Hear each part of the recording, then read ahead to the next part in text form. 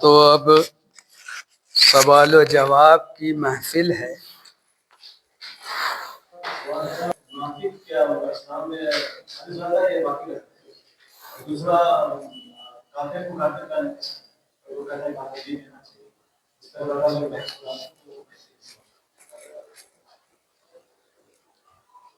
بسم اللہ الرحمن الرحیم وبہ استعین واصلی واسلم علی رسولہ الکریم وعلی آلہ واصحابہ اجمعین اما بعد۔ منافق کا جو لفظ ہے یہ اصل اس کے حروف ہیں نفق۔ نفق آپ جانتے ہوں گے سرنگ کو کہتے ہیں، ہے نا؟ جیسے مکہ میں ہم لوگ جاتے ہیں تو وہ بہت سی سرنگیں ہمیں ملتی ہیں۔ نفق جو سرنگ ہوتی ہے اس میں ایک طرف منہ کھلا ہے، پھر دوسری طرف منہ کھلا رہتا ہے، ایک طرف سے داخل ہوتے ہیں دوسری طرف سے نکلتے ہیں۔ منافق کو منافق اس لیے کہا جاتا ہے کہ اس کا معاملہ سرنگ جیسا ہے، وہ دین اسلام میں ایک راستے سے داخل ہوا دوسرے راستے سے نکل گیا،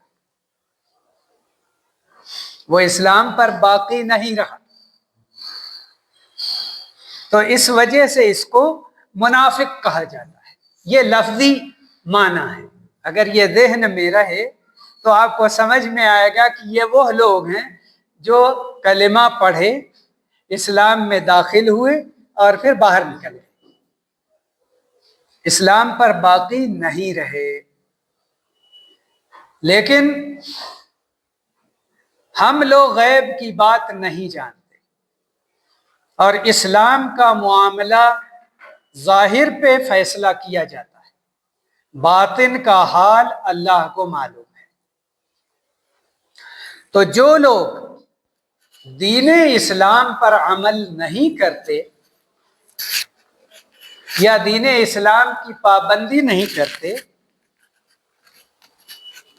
وہ لوگ اس بات کا ڈر ہے کہ وہ منافقین میں شامل ہوں، لیکن ہم کہہ نہیں سکتے اس لیے کہ اللہ فیصلہ کرے گا کون منافق ہے اور کون سچا مومن ہے، مگر ظاہری اعمال پہ فیصلہ کیا جاتا ہے اس دنیا میں۔ جس آدمی نے کلمہ پڑھا اور پھر وہ اسلامی تعلیمات کا اقرار کرتا ہے تو ہم کہیں گے کہ وہ مسلم ہے، لیکن اندر سے وہ کیا ہے؟ اس نے کلمہ پڑھا ہے لوگوں کو بتانے کے لیے یا اللہ کے لیے، اور وہ اسلام اور اسلامی تعلیم کو مانتا ہے اور اس کو پسند کرتا ہے یا نہیں کرتا؟ یہ چیزیں جاننا مشکل ہے، کیونکہ پسندیدگی کا تعلق دل سے ہے، لیکن اعمال سے بہت سی چیزیں ظاہر ہونے لگتی ہیں۔ جو آدمی کہتا ہے کہ میں اسلام کو پسند کرتا ہوں اور ایک وقت کی نماز نہیں پڑھتا، تو اب شبہ ہوتا ہے کہ یہ تمہاری کیسی پسندیدگی ہے کہ اسلام کو پسند کرتے اور ایک وقت کی نماز تک نہیں پڑھتے؟ تو شبہ ہوتا ہے، لیکن ہم فیصلہ نہیں کریں گے، آرڈر نہیں دیں گے، یہ ضرور بتائیں گے کہ نماز نہ پڑھنے والوں کو صحابہ کرام مسلم نہیں سمجھتے تھے، کوئی عمل چھوڑنے والے کو کافر وہ لوگ نہیں سمجھتے تھے سوائے نماز کے۔ نماز نہ پڑھنے والے کو صحابہ کافر سمجھتے تھے، وہ اس کو مسلمان نہیں جانتے تھے۔ تو اس لیے یہ ڈر ضرور ہے، اور یہ فیصلے حاکم وغیرہ کریں گے، ہم لوگ نہیں کریں گے، مگر اتنا جانتے رہو۔ تو منافق جو ہے اس کی پہچان ذرا مشکل ہو جاتی ہے، کبھی شبہ ہوتا ہے لیکن اس کو نماز پڑھتے دیکھ کر شبہ پھر ٹل جاتا ہے، کبھی اسلام کے خلاف وہ کام کرتا ہے پھر کوئی اچھا کام بھی کر دیتا ہے، تو اس لیے سمجھ میں نہیں آتا، تو ہم یہ نہیں کہیں گے یہ منافق ہے، کیونکہ ہم کو معلوم نہیں، اللہ جانتا ہے۔ یہاں تک کہ صحابہ کے زمانے میں بہت سے منافقین تھے، لیکن صحابہ ان کو کہتے نہیں تھے منافق، لیکن نبی صلی اللہ علیہ وسلم نے، آپ کو معلوم تھا، اللہ تعالیٰ نے آپ کو بتا دیا تھا، اور حذیفہ بن یمان رضی اللہ عنہ کو نبی صلی اللہ علیہ وسلم نے بتایا تھا کہ فلاں فلاں فلاں فلاں فلاں، تقریباً 30 کے قریب تھے، منافق تھے، لیکن لوگ نہیں جانتے تھے، تو مسلمان کہتے تھے کہ مسلمان ہے، کلمہ پڑھتا ہے، نماز بھی پڑھتا ہے۔ لیکن جو نشانی آپ نے بتائی منافق کی، کہ جب بات کرے تو جھوٹ بولے، وعدہ کرے تو وعدہ خلافی کرے، امانت رکھی جائے تو اس میں خیانت کرے، لڑائی جھگڑا کرے تو گالی گلوچ کرے، اور اسی طرح قرآن میں اللہ نے کہا ہے کہ یہ نماز کے لیے بڑی سستی دکھاتے ہیں، وَإِذَا قَامُوا إِلَى الصَّلَاةِ قَامُوا كُسَالَىٰ يُرَاءُونَ النَّاسَ، نماز کے لیے اٹھتے ہیں تو بڑی سستی دکھاتے ہیں، دنیا کو دکھانے کے لیے چلے جاتے ہیں نماز پڑھنے، اللہ کا ذکر بہت کم کرتے ہیں، وَلَا يَذْكُرُونَ اللَّهَ إِلَّا قَلِيلًا، سب اللہ نے بتایا ہے۔ تو یہ سب نشانیاں ہیں جس سے ہم ڈریں گے، لیکن ہم یہ نہیں کہیں گے فلاں منافق فلاں منافق، کیونکہ یہ معاملہ اللہ کے سپرد ہے۔ رہا کافر، تو جو شخص کافر ہے، کافر کا معنی سچائی کا انکار کرنے والا، حق کا انکار کرنے والا، وہ ہے کافر۔ تو جو لوگ اللہ کو، اللہ کے رسول کو، اللہ کی وحدانیت کو نہ مانے، محمد صلی اللہ علیہ وسلم کو سچا رسول نہ مانے، قرآن کو اللہ کی کتاب نہ مانے، یا قرآن کی کسی آیت کا انکار کریں، یا نبی صلی اللہ علیہ وسلم کے حکم کا انکار کریں، وہ کلمہ پڑھ کر کے بھی مسلم نہیں ہے، تو وہ کافر ہے۔ ایسے لوگوں کے لیے ہدایت کی دعائیں کرتے رہنا چاہیے، لیکن ایک آدمی کلمہ بھی نہیں پڑھا، اسلام میں داخل بھی نہیں ہوا، اور اسی کفر و شرک پر زندگی گزار رہا ہے، تو اس کو کافر نہیں تو کیا مسلم کہیں گے؟ تو ہم یہ کہنے کی ضرورت ہے کافر ادھر آؤ، یعنی ایک ادب اور سلیقہ اور تہذیب بھی ہوتی ہے۔ تو اس طرح کافر کہہ کے پکارنا اور بلانا کوئی اچھی بات نہیں ہے، لیکن اس کو کافر ہی کہا جائے گا کہ فلاں کافر ہے کیونکہ کلمہ نہیں پڑھا، اسلام میں داخل نہیں ہوا ہے۔ تو یہ کہنا کہ کسی کافر کو کافر مت کہو، تو پکار کر کے اس کو بے عزت کرنے کے لیے مت کہو، لیکن کوئی کافر ہے اور گفتگو ہو رہی ہے کہ فلاں آدمی مسلم ہے یا کافر ہے، تو کہا جائے گا وہ کافر ہے، مسلم نہیں ہے، کافر کو کافر کہا جائے گا۔ یہ سوچ کہ ہو سکتا ہے وہ مسلمان ہو جائے، تو جب مسلمان ہو جائے گا تو نہیں کہیں گے،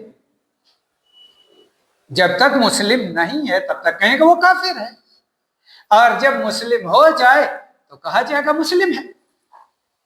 یہ سوچ کر کے کہ ہو سکتا ہے مسلم ہو جائے، کافر نہیں کہیں گے، تو وہ بلانے کے لیے نہیں کہیں گے، لیکن کسی بات کو ثابت کرنے کے لیے یہی کہا جائے گا کہ فلاں کافر ہے، فلاں مسلم ہے۔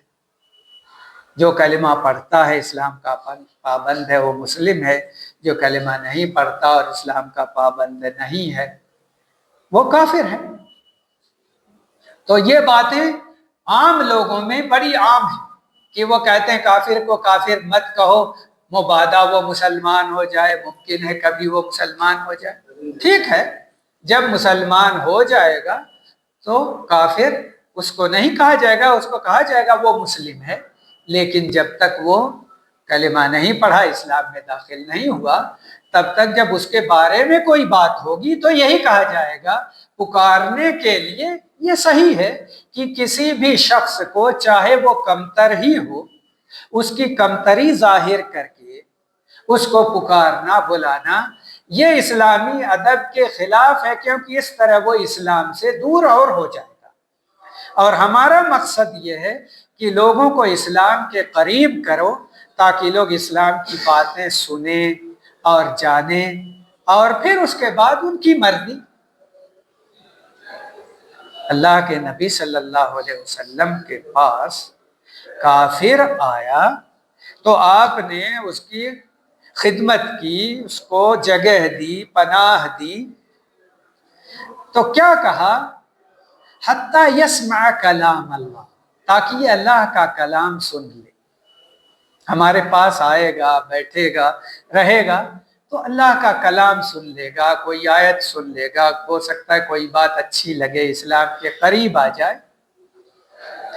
ثم ابلغہ مأمنہ، اس کو پناہ دے دو، اللہ کا کلام سن لے، پھر اس کو اس کے امن کی جگہ میں پہنچا دو۔ یہ حسن سلوک ہے جو دین اسلام غیر مسلموں کے ساتھ بھی کرنے کی تعلیم دیتا ہے، کہ اگر وہ تم سے پناہ طلب کر رہا ہے تو اس کو پناہ دے دو، اور اس کو اللہ کا کلام سنا دو، کوئی آیت سنا دو، کوئی حدیث سنا دو۔ ان الدین عند اللہ الاسلام، دین اسلام ہی اللہ کا سب سے محبوب اور پسندیدہ دین ہے۔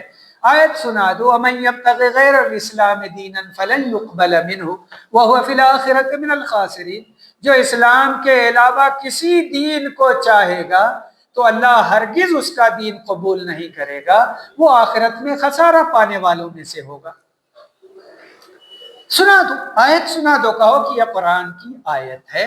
اس لیے اگر تم اچھائی اور سچائی چاہتے تو اس بارے میں غور کرو، سوچو اور اللہ کے راستے کو اپناؤ، یا اس طرح کی اور خیر کی باتیں، اور یہ تمہاری مرضی پر ہے، کیونکہ ہم کسی کو زبردستی مسلم نہیں بناتے۔ قرآن میں لکھا ہے لا اکراہ فی الدین، دین میں زور اور زبردستی نہیں ہے کہ کوئی آدمی آئے تو کہے کہ کلمہ پڑھو نہیں تو ابھی گردن مار دوں گا۔ لیکن اس کا وہ مطلب نہیں ہے جو بہت سے مسلمان آ کر کے کہتے ہیں کہ دین میں تو زور زبردستی نہیں، کیوں کہتے ہو لازم نماز پڑھو؟ جب تم نے کہہ دیا کہ میں کلمہ پڑھا اور مسلم ہو گیا تب اسلام کی پابندی کرو۔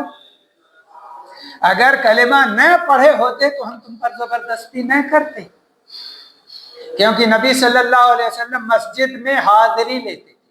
اشہد فلان، اشہد فلان، کیا فلاں آدمی موجود ہے؟ کیا فلاں آدمی موجود ہے؟ فلاں آدمی موجود ہے؟ تو اگر یہ پابندی نہ ہوتی تو آپ کیوں حاضری لیتے اور پوچھتے فلاں آدمی نماز کے لیے آیا کہ نہیں، فلاں آدمی آیا کہ نہیں؟ تو بعد آ کر کے کہتے ہیں کہ جب دین میں زور زبردستی نہیں تو کیوں کہتے ہو یہ کام کرو اور یہ کام کرو؟ کیونکہ اللہ کا آرڈر ہے اقم الصلاۃ لذکری، میرے ذکر کے لیے نماز قائم کرو، اللہ کا آرڈر ہے۔ اتل ما اوحی الیک من الکتاب واقم الصلاۃ، جو کتاب اتری ہے اس کی تلاوت کرو اور نماز قائم کرو، آرڈر ہے، تو کیوں نہیں کرو گے؟ یا تو کہو کہ تم کافر ہو تو چھوڑ دیتے ہیں، نہیں کہیں گے، اور کہتے ہو کہ مسلم ہو، تم کو جنت چاہیے تو اللہ کے آرڈر کو مانو۔ تو فرق ہے، زور زبردستی کافر سے اسلام قبول کرنے کے لیے نہیں کی جائے گی، اچھے انداز میں اسلام کی خوبیاں، اس کی اچھائیاں، اسلامی تعلیمات، اس کے آداب بتائے جائیں گے تاکہ وہ اس سے متاثر ہو اور اللہ کے دین کو مانے، تاکہ اپنی آخرت سنوار لے، کیونکہ وہ اسلام قبول کرے گا تو اس کا فائدہ ہے، جہنم کے عذاب سے بچ جائے گا، جنت میں چلا جائے گا۔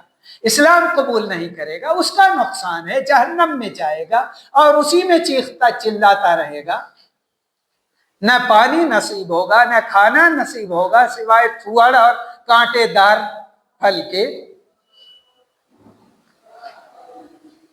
تو حقیقت یہی ہے کہ زبردستی نہیں ہے، لیکن ہم اسلام کی طرف بلاتے ہیں اس لیے نہیں کہ ہماری تعداد بڑھ جائے، بلکہ اصل مقصد یہ ہے کہ تم اللہ کے عذاب سے بچ جاؤ، تم جہنم کے عذاب سے بچ جاؤ، کیونکہ ہم تمہارے ہمدرد ہیں، ہم جنت میں جانا چاہتے ہیں تو ہم چاہتے ہیں تم بھی چلے جاؤ، ہم تمہیں بھی خیر اور بھلائی کی طرف لے جانا چاہتے ہیں۔ اسی لیے تو نبی صلی اللہ علیہ وسلم نے فرمایا کہ میں تمہاری کمر پکڑ کر تمہیں کھینچ رہا ہوں اور تم لوگ چھوڑا چھوڑا کر جہنم میں گرنا چاہتے ہو۔ وہ یہی معنی ہے اس حدیث کا کہ میں تم کو اللہ کے عذاب سے بچا رہا کہ اسلام قبول کرو، اسلام پر عمل کرو، دینی تعلیم حاصل کرو، اس پر چلو تاکہ اللہ کے عذاب سے بچ جاؤ، اور تم بات نہ مان کر اس میں گرنے جا رہے ہو جہنم میں۔ تو ہم جو اسلام کی دعوت دیتے ہیں اس کا اصل مقصد یہی ہے کہ وہ اللہ کے عذاب سے بچ جائیں۔ ہم ان کے ہمدرد ہیں جو ان کو اسلام بتاتے، ورنہ تم رہو جہنم میں جاؤ، ہمارا کیا بگڑے گا؟